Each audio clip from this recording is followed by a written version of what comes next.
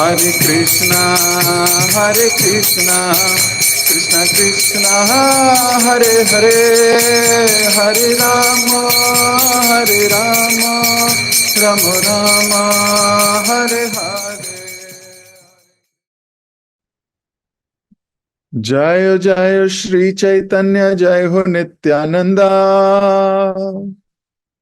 जय अद्वैत चंद्र, जय गौर भक्त वृंदा। जय जय श्री चैतन्य, जय हो नित्यानंदा, जय अद्वैत चंद्र, जय गौर भक्त वृंदा। जय जय श्री चैतन्य, जय हो नित्यानंदा, जय अद्वैत चंद्र, जय गौर भक्त वृंदा। हरे कृष्ण। आप सभी भक्तों का बहुत बहुत हार्दिक स्वागत श्री चैतन्य भागवत क्लास में। हम लोग महाप्रभु की अद्भुत लीलाएं पढ़ रहे हैं, क्योंकि इतना जान गए हैं कि महाप्रभु स्वयं पूर्ण पुरुषोत्तम भगवान है। इतना मालूम है कि यही रसिक शेखर, गोलोकपति, राधापति, या इसको ऐसे कहें कि संपूर्ण जगत के एकमात्र स्वामी यही हैं। अब जब इस शास्त्रिक प्रमाण की दृष्टि से, इस शास्त्रिक दृष्टि से इनके जीवन चरित्र की ओर आंख डालते हैं, तो हर वक्त इनकी भव्यता, हर वक्त इनकी उदारता, हर वक्त इनकी दया की भावना ही दिखाई देती है, और दिखाई देता है इनका अद्भुत प्रेम।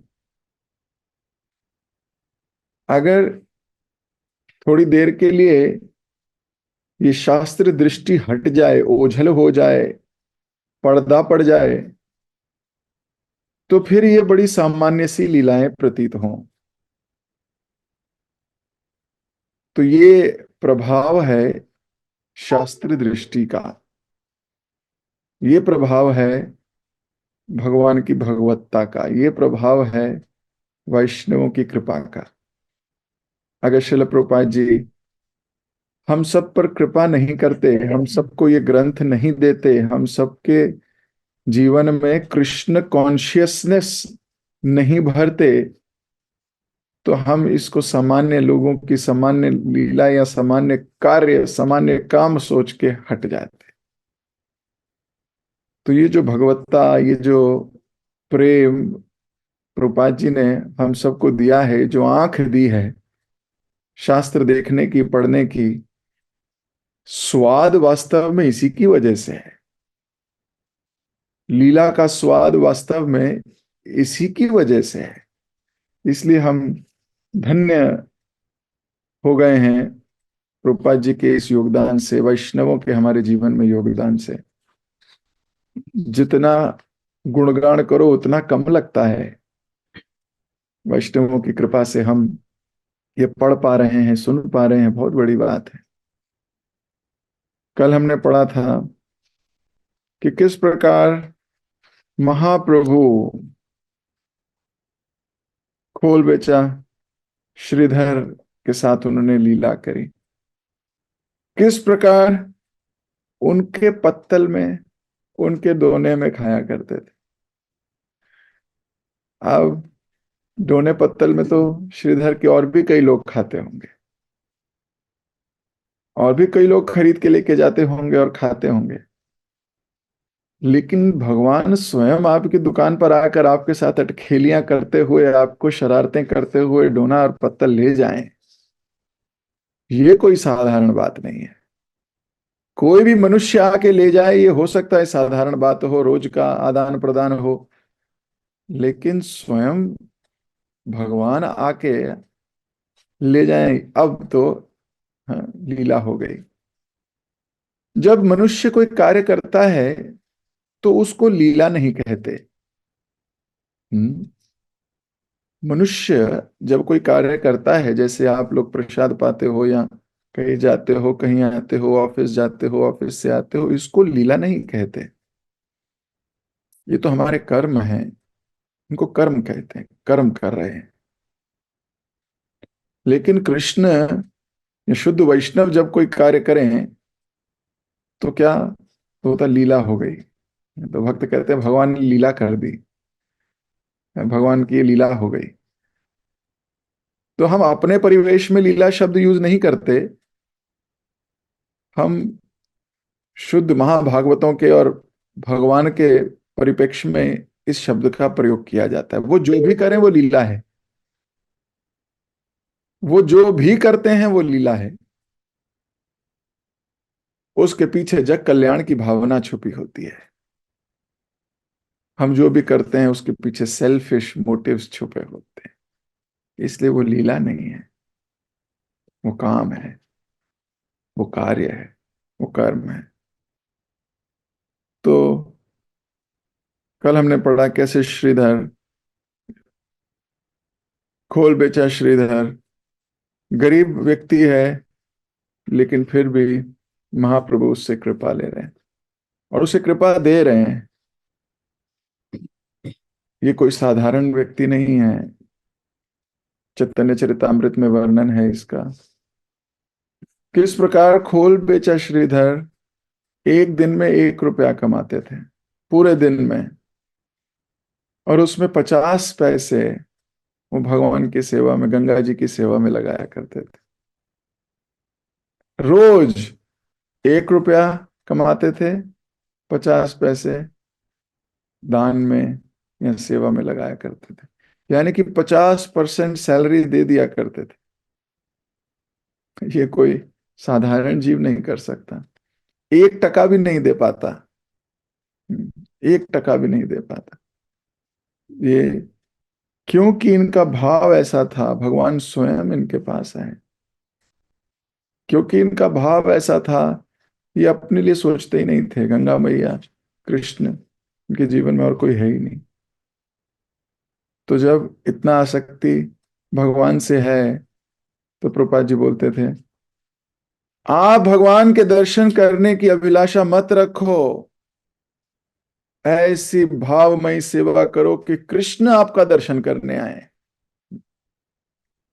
भगवान को आना पड़े आपको देखने के लिए।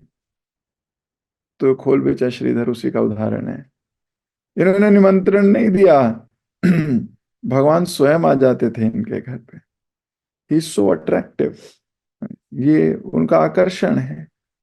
इतने आकर्षित हैं भक्त और भगवान भक्तों से। हमने कल ये भी पढ़ा किस प्रकार शची माता को घर में कभी मुरली सुनाई देती, कभी देवता लोग दिखाई देते, वो समझ नहीं पाती हो क्या रहा है। कैसे समझें भगवान ने अपनी योग माया से सारी की सारी स्मृति पे पर्दा जो डाला हुआ है। गौर सुंदर उद्दंडता भरा व्यवहार कर रहे थे नवद्वीप में। अभी हम वहीं से आगे पढ़ेंगे।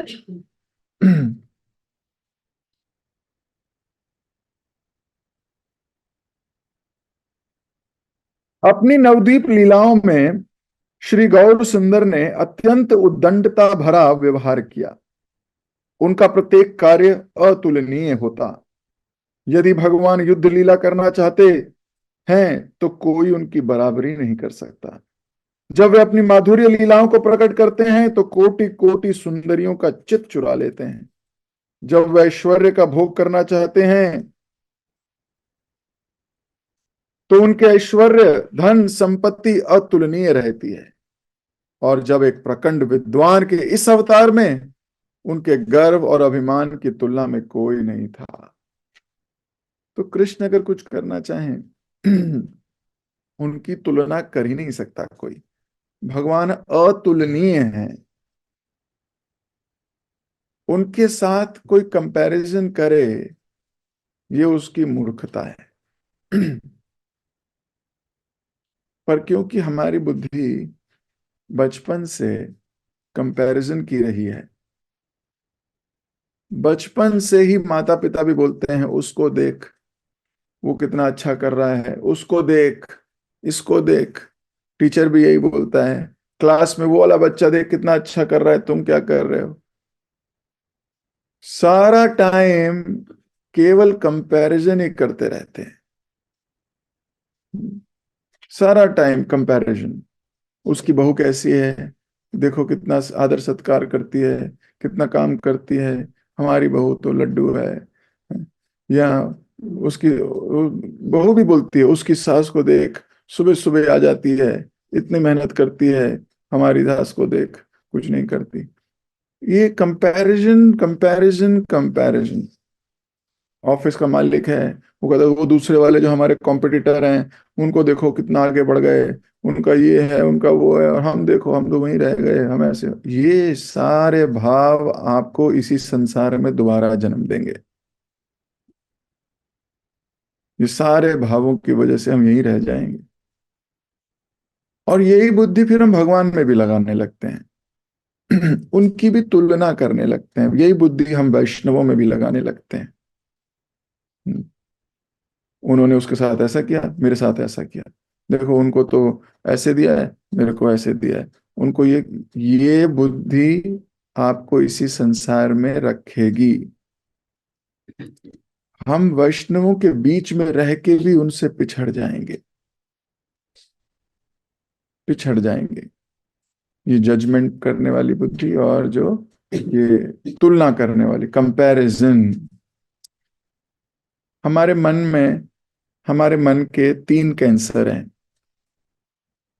भौतिक विज्ञान इतना बढ़ गया है, आप देखोगे कि वो शरीर के रोगों को काफी पकड़ लिया है मेडिकल साइंस ने। लंग्स में कैंसर हो, पेट में कैंसर हो, गले में कैंसर हो, पकड़ लेते हैं, है ना। अभी आजकल ऑन्कोलॉजी डिपार्टमेंट ने काफी तरक्की की है। भौतिक शरीर के कैंसर्स को पकड़ा भी जाता है और काफी हद तक ट्रीट भी कर सकते हैं, अगर फर्स्ट स्टेज सेकंड स्टेज तक हो तो ट्रीट भी हो जाता है। क्योंकि भौतिक शरीर पे बहुत काम किया है, क्यों आदमी मानता ही है कि वो शरीर है। इसलिए भौतिक साइंस ने शरीर पे बहुत काम किया है। अब देखिए लंग ट्रांसप्लांट हो जाता है, लीवर ट्रांसप्लांट हो जाता है, किडनी ट्रांसप्लांट हो जाता है, हार्ट ट्रांसप्लांट तक कर रहे हैं। भौतिक अंगों को बहुत डिटेल में स्टडी कर लिया है मनुष्य ने, बहुत डिटेल में स्टडी कर लिया है। तो शारीरिक तरीके पर, शरीर पर तो बहुत रिसर्च हो चुकी। प्रॉब्लम यह है कि मन पे कोई रिसर्च नहीं कर रहा। मन पे रिसर्च तो हमारे शास्त्र ही कराते हैं। आप सोचिए, मन के भी 3 कैंसर हैं। मन में कैंसर लग गया है, कैसे पता लगे कि इसके मन में कैंसर लग गया। और कैंसर आदमी को मार के छोड़ता है। अगर कैंसर हो गया और उसे ट्रीट ना किया जाए तो वो समाप्त करके छोड़ता है। मन में भी 3 प्रकार के कैंसर हैं, हमारे शास्त्र बताते हैं। एक कैंसर है क्रिबिंग, क्रिब करना। क्रिबिंग समझते हो? हमेशा रोते रहना, मैं तो ये करता हूं, मैं तो यही हो गई, मेरी जिंदगी तो ऐसी है, मैं तो ऐसे ही करती रहती हूँ, मैं ऐसे ही करता रहता हूँ, मैं सारा दिन ये होता है, मेरा वो होता है। ये कैंसर है, मन को कैंसर लग गया है आपके। अब ये खत्म करके छोड़ेगा आपको। दूसरा, कंपेयरिंग, कंपेयर करना दूसरे के साथ। वो देखो वो तो कैसा है, मेरा क्या है, ये क्या है, कंपैरिजन। और मैं देखता हूं ये कंपैरिजन का जो कीड़ा है, कैंसर है, ये बचपन से ही लगा देते हैं लोग। थोड़े समय पहले एक भक्त के घर बेटा हुआ, हम सब लोग देखने गए। पहले ही दिन हम उसको देखने के लिए गए, तो वहीं पर एक माता जी बोल रही थी, अरे इसकी आंख तो इसके नाना जी पे गई है, अरे इसकी नाक तो इसकी दादी पे गई है। और मैं खड़ा सोच रहा था, कि आज तो ये पैदा ही हुआ है, आज से कंपैरिजन शुरू हो गया है इसका। सोचो, हम आज से हम अभी वो पैदा ही हो, पहला दिन है उसका संसार में, और हमने उसे कंपेयर करना सिखा रहे हैं। पहले दिन से उसे कंपेयर कर रहे हैं। और ये तो चलो छोटे प्लेटफॉर्म पे था, थोड़ा थोड़ा बड़ा होता है, बिल्कुल पूरी तरह कंपेयर। वो बेचारा क्या ही बोले, और फिर वो यही कला लेके बड़ा होता है, क्योंकि उसने देखा ही यही है। मन का कैंसर हम देते हैं लोगों को, अपने बच्चों को, अपने आसपास वालों को, हम ही दे देते हैं। कंपेयर करते हैं एक दूसरे को, उसको उससे, इसको उससे, उसको इससे। और इतने सारे कंपैरिजन में आप देखिए, वो कंपैरिजन जिससे हमें भौतिक लाभ मिल रहा हो वही करते हैं। वास्तव में अपनी इच्छा है आपकी वो, आप चाहते हो अपने लिए वो, और आप उसको कंपेयर करने लगते हो। This is also a cancer. मर जाओगे, खत्म हो जा आप, भौतिक क्या आध्यात्मिक दृष्टि से जीरो। आपको लगेगा मैं तो, मेरे को हो गया 5 महीने 6 महीने 16 माला करते हुए, मुझे हो गए 40 साल 16 माला करते हुए, हो नहीं रहा कुछ। बता, अरे भाई कैंसर लग गया है, कुछ नहीं होगा। औषधि लेते रहो जितनी भी, कुछ होगा नहीं। क्यों? बुरी तरह अंदर ही अंदर खोखला कर रहा है आपको।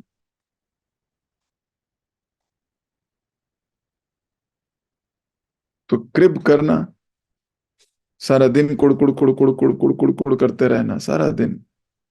यहाँ क्यों रखा है, वहां क्यों है, ये क्या है, ये क्या है, वो तो ऐसी है ऐसी, मतलब क्रिबिंग करते रहना। और दूसरा कैंसर है कंपेयर करना। उसके बच्चों को देख, उनको देख। और तीसरा कैंसर है क्रिटिसाइज करना, निंदा करना। वो भी हमारी इंद्र तृप्ति है एक तरीके की। इंसान निंदा कब करता है? हमारे शास्त्र बताते हैं, सबसे पहले वो अपने मन में किसी वैष्णव के प्रति अपराध करेगा, या किसी के भी प्रति अपराध मन में करेगा। फिर वो व्यक्ति उस व्यक्ति की अपने मन में डिसरिस्पेक्ट करेगा, मन में रिस्पेक्ट नहीं करेगा उसके, दिखाएगा हो सकता है, पर अंदर से रिस्पेक्ट नहीं है। उसके बाद वो उसकी इंस्ट्रक्शन की डिसरिगार्ड करेगा। अगर कोई वैष्णव इंस्ट्रक्शन दे रहा है, फिर वो उसकी उसको इंस्ट्रक्शन को रिगार्ड ही नहीं है। चौथा, वो उस वैष्णव से हेट करने लगेगा, उस व्यक्ति से हेट करने लगेगा, घृणा होगी उस व्यक्ति से हमें। उसके बाद घृणा जब करने लगा, तब जाके वो व्यक्ति उसकी निंदा करेगा। तो यानी कि निंदा से पहले इतनी सारी स्टेजेस हैं। मैंने अपने ऊपर आजमाया है इसको, आप सब भी आजमाइए। पहले ही थॉट में उसे काट दीजिए, रोक दीजिए, डिसरिस्पेक्ट पे ही छोड़ खत्म कर दीजिए। वहां पॉसिबल ही नहीं है कि हम रिस्पेक्ट ना करें, पॉसिबल ही नहीं है डिसरिगार्ड करें उनकी इंस्ट्रक्शन की। और अगर कर रहे हैं तो एकदम से अपने को पकड़ लेंगे, नहीं मेरे को नहीं करना, भाई मैं आगे कहां तक जा रहा हूं। फिर निंदा, जैसे निंदा हुई, वैष्णव अपराध हुए भयंकर। पहले तो मानसिक था, अभी प्रैक्टिकल अपराध हो गया, प्रैक्टिकल अपराध हो गया। जैसे ही अपराध हुआ, आपके हृदय में कृष्ण मटेरियल डिजायर्स पैदा कर देंगे।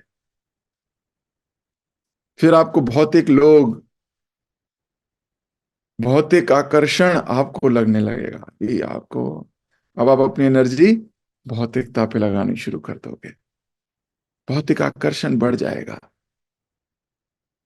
फिर आप अपराध को छोड़ पाप करने लगोगे, धीरे धीरे धीरे धीरे। ये स्टेजेस बताई गई शास्त्र में। तो ये जो क्रिटिसाइज करना है, निंदा करना, this is also cancer. Cancer है। एक भक्त जो आध्यात्मिकता में आगे बढ़ना चाहता है, he should always be very careful, हर वक्त सावधान। इसलिए आप गुरु महाराज के लेक्चर सुनोगे, गुरु महाराज कई बार बोलते हैं सावधान, भक्ति में सावधान रहना है, भक्ति में सावधान रहना है। अरे इतने बड़े महापुरुष महाभागवत हैं, महाभागवत कुछ ऐसे ही नहीं बोलते, हम उसे ऐसे ही ले लेते हैं। रोज रोज तो सुनते हैं और यही बोलते हैं, रोज रोज हर रोज बोलते हैं ना, गुरु की कृपा होनी चाहिए हर रात। तो अपने क्या है बोलने, तो पता है हमको, अब इतना पता लग गया है, रोज बोलते हैं ऐसा करना चाहिए। असावधान हो जाते हैं भक्ति में। भक्ति सरल है, लेकिन जो सावधान है उसके लिए हर वक्त सतर्क, कि कहीं मैं भी जानबूझ के इस कैंसर में तो नहीं फंस रहा, क्या मैं भी क्रिप करने लगा हूं, क्या मैं भी हमेशा क्रिटिसाइज ही करता रहता हूं किसी ना किसी को, क्या मैं कंपैरिजन करने लगा हूं ज्यादा। आप समझ लीजिए कैंसर है। तो ये मन के कैंसर हैं जो हमारे शास्त्र बताते हैं। तन के कैंसर का तो फिर भी इलाज है, मन के कैंसरों का इलाज आपके पास है, अगर हम उसे समझ जाएं, या भक्तों की शरणागति में इसको स्वीकार करने लगे पहले, कि यस, मेरे मन में ये कैंसर लग गया है, मेरे मन के अंदर ये कैंसर आ गया है। तो इसलिए बहुत विचारवान रहना है व्यक्ति को, इन कैंसर से बच के रहना है। तो तुलना नहीं करनी है, तुलना नहीं करनी, तुलना एक तरीके का कैंसर है। तो हम भगवान के साथ तुलना नहीं कर सकते अपनी, हम भगवान नहीं हैं, ये मान लीजिए। मान लीजिए कंट्रोलर केवल कृष्ण हैं। हम जब कंट्रोलर बनना चाहते हैं तो हम भगवान के साथ अपना कंपैरिजन कर रहे हैं। भोक्ता केवल कृष्ण हैं, वो ही इंजॉयर हैं। हम जब इंजॉयमेंट करना चाहते हैं तो हम कृष्ण के साथ अपनी तुलना कर रहे हैं। तो इस कंपैरिजन से हमें बचना होगा। वी शुड बी स्केर्ड, हमें डर लगना चाहिए इस कंपैरिजन से।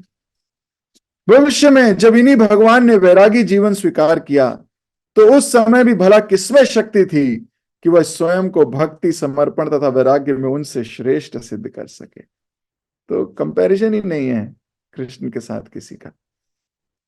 परंतु भगवान के सब अवतारों में एक बात सर्वसामान्य थी, कि वह अपने अनन्य भक्तों के प्रेम द्वारा पराजित हो जाते। अब दिस इज ऑल्सो ब्यूटिफुल।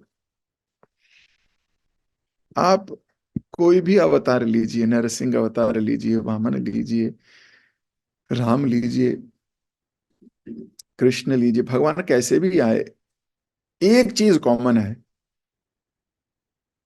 ये सुप्रीम कंट्रोलर अपने भक्तों द्वारा कंट्रोल हो जाते हैं। भक्ति के द्वारा भगवान को भी जीता जा सकता है। भक्त ने कह दिया खंबे में भगवान है, पिताजी ने खंबा तोड़ा तो निकल के आना पड़ा उसी खंबे में से। आप सोचिए, भगवान को अपनी इमेज का कोई ख्याल नहीं है, मेरे भक्त ने कह दिया है, बस पराजित हूं मैं इसकी वाणी से ही। नहीं तो अगर भगवान कोई संसार में आना है तो भाई पहले बहुत सारे लोगों को प्रकट होंगे, उनके लिए मूड बनाएंगे, तैयारी करेंगे, सब कुछ होगा, फूल बरसाए जाएंगे, देवता लोग आएंगे, फिर जाके तो भगवान आएंगे। नहीं नहीं बाबा आ गया, भक्त ने बोल दिया खंबे से निकलना है, खंबे से निकलेंगे। अच्छा निकलेंगे कैसे? दूसरे भक्त ने कहा है कि ना मनुष्य हो ना जानवर है। ब्रह्मा जी ने कहा है, दूसरे भक्त ने कहा है। कैसे आना है? वो भी उसकी बात मान के आ रहे हैं, अपनी बात नहीं मान रहे कि मैं आ रहा हूं शंख चक्र पद्म गदा लेकर, खूबसूरत मोर मुकुट पहनकर अच्छे से आऊंगा, शंख उससे चक्र से मार दूंगा। ऐसे भी नहीं आ रहे। बोले नहीं रे बाबा, ऐसा तो आना नहीं है, मना कर दिया डिवोटी ने। डिवोटी ने कहा ऐसे नहीं आना आपकी बात। तो जैसे डिवोटी ने कहा है वैसे आना पड़ेगा। अपनी स्वतंत्रता को भक्तों की बात के आगे परतंत्र करने वाले भगवान हैं। भक्तों के प्रेम में बिक जाने वाले भगवान हैं।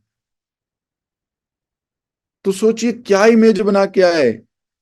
शेर के मुंह है धड़, ऊपर शेर है नीचे आदमी है, नाखून इतने बड़े बड़े हैं काटे ना हो पता नहीं कितने समय से, दांत भयंकर, गर्जना करते हुए। अरे भगवान तो ऐसे हैं, जब गरुड़ देव पर बैठते हैं और गरुड़ देव जब अपने पंख फैलाते हैं तो वेदों के मंत्र निकलते हैं। हम्म। उनके तो आसपास वेदों के मंत्र उच्चारण होता ही रहता है। वासुदेवम त्वमहम भजामि, ऐसे मंत्र चलते रहते हैं, चलते रहते हैं। वो जहां जहां जाते हैं म्यूजिक चलता है कान में। वो भगवान गर्जना करते हुए प्रकट हो रहे हैं। ये भी नहीं कि कोई फोटो खींचेगा लगूंगा कैसा, कोई मतलब नहीं। भक्त ने कहा है ऐसे ही आना है। और भक्त ने कहा है करना क्या है, ये भी भक्त ने बताया है। न अंदर मारना, न बाहर मारना, न जल पे मारना, न पानी में मारना, न आकाश में मारना, न जमीन पे मारना, न अस्त्र से मारना, न शस्त्र से मारना, न जीवित से मारना, न मृत से मारना। अरे इतनी कंडीशन भक्त ने लगा दी। भगवान कह रहे कोई बात नहीं, कह दिया ना ब्रह्मा जी ने तो करना पड़ेगा ना, मेरा भक्त है। ये भक्तों के आगे एकदम नतमस्तक होके खड़े हो जाते हैं, ऐसे भगवान है। क्यों ना कोई भगवान की शरण में जाए। ऐसा कौन व्यक्ति होगा मूर्ख जो शरणागति स्वीकार नहीं करेगा ऐसे भगवान की, जो अपने भक्त पे शरणागत हो जाते हैं। This is his divinity. अहंकारी नहीं है कि मैं भगवान हूं। सोचो, हम तो छोटी छोटी चीजों का अहंकार कर लेते हैं। उन्हें अहंकार ही नहीं है कि वो भगवान है। पिताजी बोलते गांव चराओ तो गैया चरा लूंगा, बोलेंगे अच्छा नहीं तेरे, तू गाय नहीं चराएगा, तू अभी वत्स चराएगा, गाय के बछड़े चराएगा। अच्छा पिताजी गाय के बछड़े चरा लूंगा।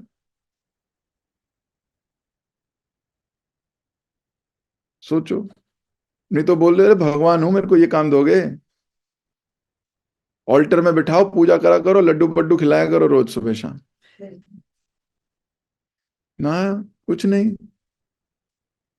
चुरा के खा लूंगा कोई बात नहीं, नहीं मिल रहा चुरा लूंगा।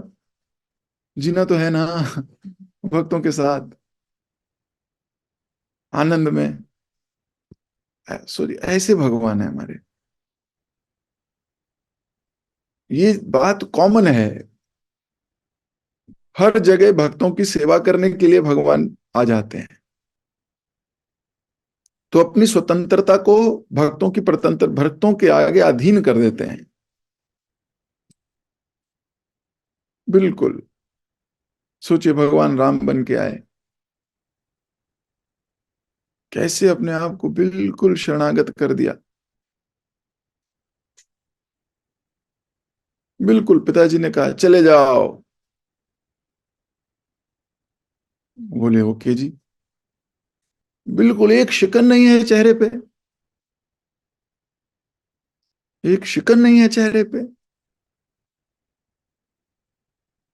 आज की डेट में पिताजी अगर बच्चे को अपनी प्रॉपर्टी से बेदखल कर दें, वो कभी मुड़ के ना आए, बोले शक्ल नहीं देखूंगा तुम्हारी, फाइट करेगा कोर्ट में केस कि प्रॉपर्टी पिताजी की नहीं है, दादू की है। दादाजी की प्रॉपर्टी पे पिताजी ने हाथ डाला हुआ है, सोचो। He will claim. पर इधर आप देखिए, कोई शिकन नहीं है चेहरे पे। अच्छा चलो मान लो किसी को भेज भी दिया है कि जाओ तुम जरा वनवास करो, तो ऐसा नहीं है कि अच्छा चलो जा रहे हो तो एक अटैची भर लो, कपड़े वपड़े भी डाल लो, थोड़े जूते वूते पहन लो, कुछ रिसोर्स लेके जाओ। आप लोग कहीं जाते हो तो कुछ डेबिट कार्ड, क्रेडिट कार्ड, या कोई धन कैश, या कपड़े अटैची में डाल के जाते हो कि नहीं जाते हो? वो ऐसे ही निकल गए। जरा 2 मिनट सोचो, आपको ऐसे ही घर से जाना पड़े, अरे नीचे तक, इधर मार्केट तक तो जा नहीं पाते, जेब जेब में 2 रुपए नहीं हो तो 10 रुपए ना हो, या मोबाइल ना हो, यूपीआई ना हो।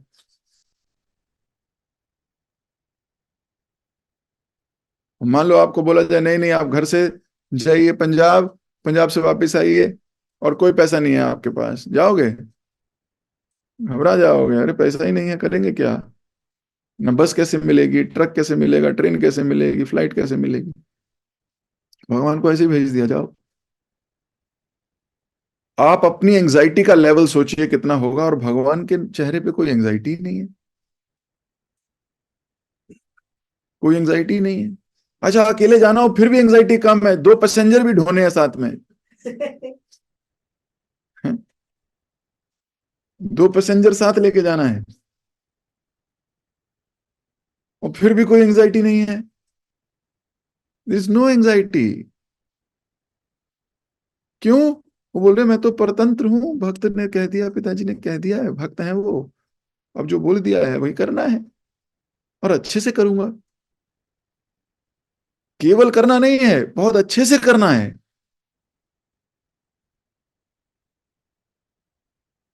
सो ऐसे भगवान की शरण में कोई क्यों नहीं जाएगा? तो अभी समय हो गया, मैं अपनी वाणी को दूंगा विराम। राम कथा तो शाम को होगी, है? तो अभी मैं यही विराम लेता हूं। कल हम चैतन्य भागवत को यहीं से आगे पढ़ेंगे। महाप्रभु चाहे किसी भी अवतार में आए हों, अपने भक्तों पर कृपा ही कर रहे हैं, और उनके भक्त अपने को सुधारने में लगे हैं ताकि उनकी कृपा के पात्र बन सकें, उनकी कृपा हमारी झोली में भी आए। भक्त बहुत मेहनत कर रहे हैं, मैं कुछ भक्तों को देखता हूँ बहुत मेहनत कर रहे हैं, अपने मन से बहुत आगे निकल आए। धन्य हैं वो लोग जिनके मन में, जिन्होंने अपने मन से भी ऊपर जाना सीख लिया है। धन्य है। अभी मैं यहीं पे क्लास को विराम दूंगा, कल मुलाकात होगी आप सभी से। जगत गुरु शिल प्रभुपाद की जय, श्री चैतन्य भागवत की जय। हरे कृष्ण।